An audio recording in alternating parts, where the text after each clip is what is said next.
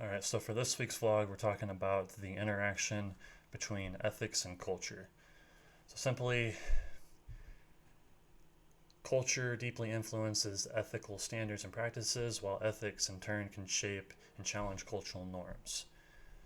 So an example of cultural norms and ethics, you can look at respect and care for parents and elders, differentiating between different cultures, like in the Eastern world, like a place where I used to live and we're stationed in Japan, where respect and care for parents is considered a essential moral duty, while in the Western world, like here in the United States, we kind of emphasize more of independence and personal choice. So trying to help them keep their independence independence before we basically care for them and respect and whatnot.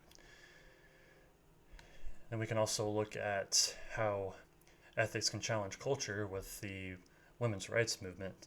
So women getting rights is something that hasn't always been a cultural norm, but obviously I think a lot of us would agree that women deserve to have as many rights as possible. So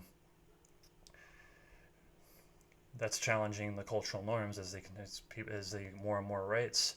It challenges the norm of basically them not having rights. And finally, we can look into kind of how ethics are in like a multicultural society.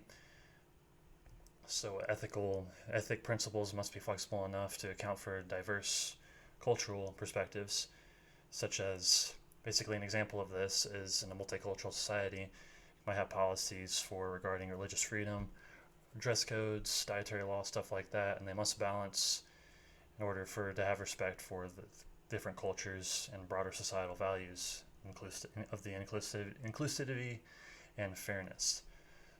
So basically, making sure that policies regarding ethics are being flexible enough for the different multicultures, especially in a place like here, like in the United States, where there's a bunch of different cultures and different types of people here.